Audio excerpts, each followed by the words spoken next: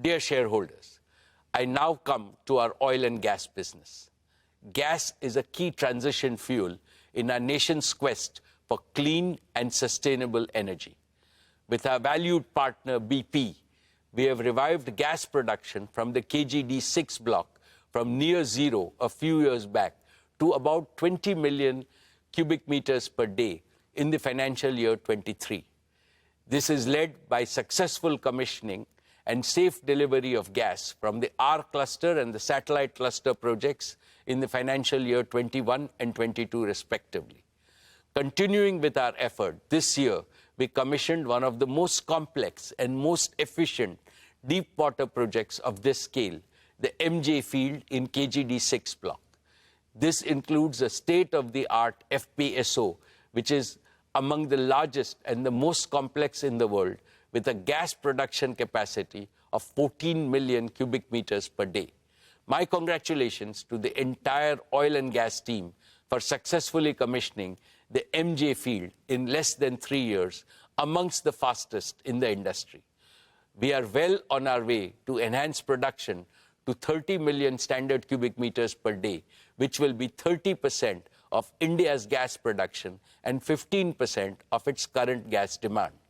At a time when global energy supplies and prices are witnessing unprecedented volatility and uncertainty, this gas is a major source of clean energy saving, up to $7 billion per annum in imports for our country. We are pursuing further enhancement with our exploration efforts in KGUDW1 and KGUDW2 blocks in the Krishna Godavari basin, with an aim to sustain our gas production over the next 15 to 20 years. Reliance is today India's only company with proven capabilities in exploring and producing oil and gas from deep and ultra-deep water blocks. We will leverage these capabilities in related renewable energy areas like offshore wind and geothermal. Dear shareholders, in the year gone by, our oil-to-chemicals business operated in a highly volatile global scenario. Despite all the challenges and a new one-time tax in the form of special additional excise duty, our O2C EBITDA for the financial year 23 improved by 17.7% to a record high of 62,075 crores.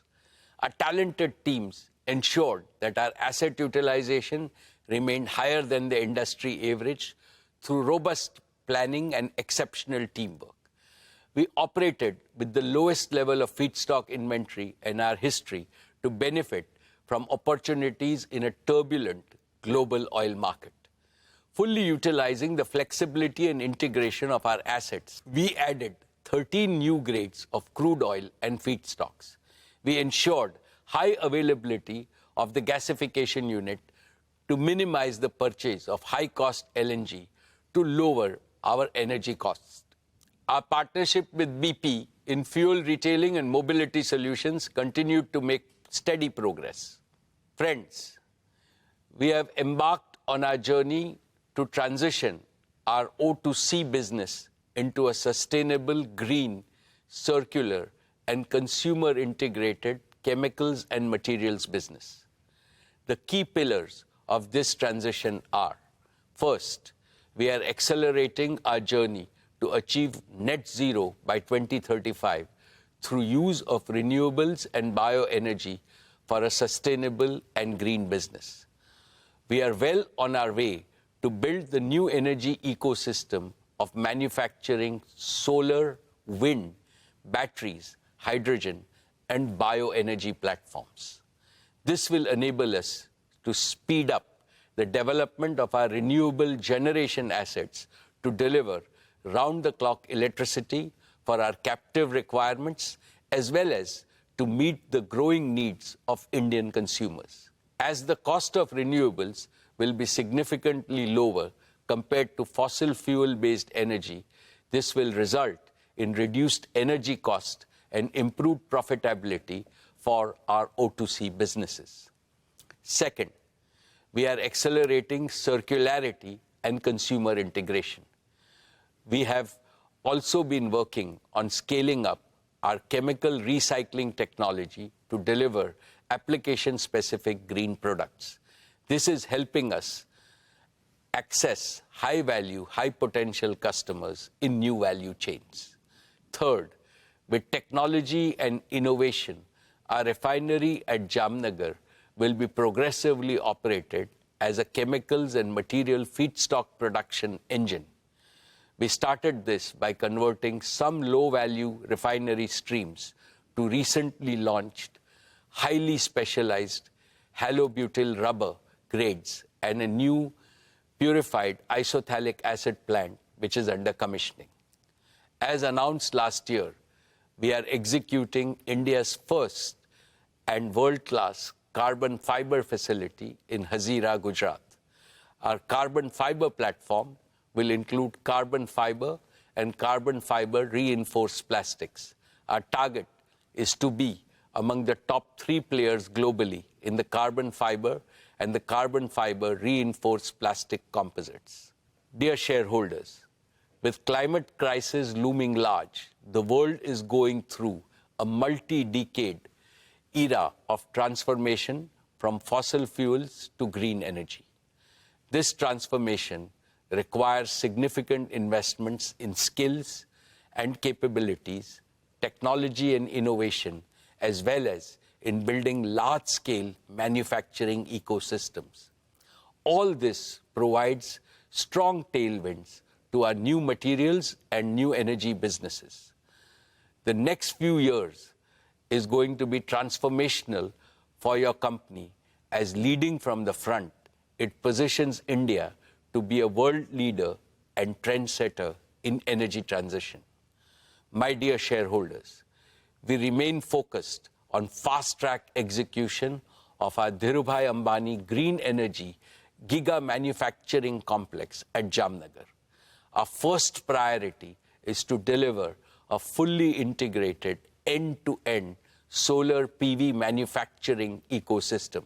This will be one of the largest, most technologically advanced, flexible, and cost-competitive solar gigafactory globally, and will be converting sand into solar PV modules. Our solar gigafactory will include manufacturing of PV modules, cells, wafers, and ingots, polysilicon, and glass at a single location in Jamnagar. We will target to bring the factory on stream in a phased manner by the end of 2025. We will be deploying leading-edge heterojunction technology for manufacturing one of the highest efficiency solar PV cells and modules globally for utility scale and rooftop power generation. We will further continue to innovate and maintain global leadership. Friends, we will also pursue wind power generation. Towards this, we have made significant progress in developing a manufacturing ecosystem critical to achieving cost-efficient wind generation at giga scale. One of the significant cost drivers in manufacturing of wind blades is carbon fiber. Our foray into manufacturing carbon fiber at large scale provides us with a unique advantage to further integrate and reduce cost of wind turbines. In addition, we will be partnering with the world's leading technology players in wind equipment manufacturing to deliver most cost-efficient solutions. We will further leverage our engineering and construction capabilities along with our giga-scale manufacturing ecosystem to accelerate and enable installation of at least 100 gigawatt of renewable energy generation by 2030. Friends, our concurrent priority is to set up a battery gigafactory by 2026. It will manufacture battery chemicals, cells, and packs, leading all the way up to containerized energy storage solutions, and will include a battery recycling facility to deliver a truly integrated ecosystem. We will start with the LFP chemistry, which has been proven at scale for its safety, stability, and life, targeting to produce LFP-based solutions at world-beating life cycle costs. Simultaneously, we are focused on fast-track commercialization of our sodium-ion battery technology. We will build on our technology leadership position by industrializing sodium-ion cell production at megawatt level by 2025 and rapidly scale up to gigawatt scale thereafter. My dear shareholders, integration of energy storage with wind and solar power generation is critical to provide grid-connected, round-the-clock electricity. We are well on our way to prove this integration at megawatt scale in the next few quarters at Jamnagar. This will be followed by grid-scale deployment of batteries to convert intermittently captured photons into electrons and make them available round the clock for our captive requirements as well as for India's growing energy needs. My dear shareholders, let me now share with you our progress on green hydrogen. When I spoke with you last year, we were still working on two critical components for delivering most competitive green hydrogen and its derivatives, cost of renewable power generation, and installed cost of electrolyzer for giga-scale deployment. Our solar and wind energy integrated manufacturing ecosystem will deliver the most cost-efficient renewable power. I can also confidently now say that we have a roadmap towards achieving our targeted cost of electrolyzers and, in turn, green hydrogen. In collaboration with our technology partners, we are firmly on our way to successfully demonstrate this first at megawatt scale. We will leverage our engineering capabilities, large-scale manufacturing, and localization to optimize this at gigawatt scale. In parallel, we will set up a fully integrated, automated, gigawatt-scale electrolyzer manufacturing facility. This will enable us to establish large-scale green hydrogen production at Jamnagar, gradually transition our captive requirements, and simultaneously integrate with green ammonia and green methanol production for domestic and international markets. Your company is uniquely positioned to be a global leader in green chemicals, manufacturing by leveraging its O2C infrastructure, talent, and execution capabilities. Friends, I am happy to present an early success story. Your company prides itself in embracing societal challenges and delivering world-class solutions suited for India. In the same spirit, we took to solving the problem of severe pollution faced by many of our Indian cities during winters caused by stubble burning and accelerated our plans to deploy bioenergy projects. India produces nearly 230 million tons of non-cattle feed biomass, most of it contributing to air pollution. Within a short span of 1 year, we have become India's largest bioenergy producer based on our indigenously developed technology. After setting up 2 demo plants for compressed biogas at Jamnagar, we have commissioned the first commercial-scale compressed biogas plant at Barabanki in UP in a record time of just 10 months. We will rapidly scale this up to 25 CBG plants across India. Our target is to establish 100 such CBG plants in the next 5 years, consuming 5.5 million tons of agro residue and organic waste, thereby mitigating nearly 2 million tons of carbon emissions and producing 2.5 million tons of organic manure annually. This will result in a reduction of about 0.7 million tons of imported LNG. My dear shareholders, we are progressing well to deploy our committed capital of 75,000 crores to build our new energy manufacturing system. This will enable us to accelerate gigawatt-scale production for round-the-clock power and for large-scale green hydrogen production, for green chemicals manufacturing, as well as green mobility. We will continue to invest in technology and talent. We will collaborate with global technology and product companies, including startups, focused on commercializing emerging and disruptive technologies. We are rapidly adding to our rich talent pool of several thousand scientists, engineers, and innovators drawn from countries around the world.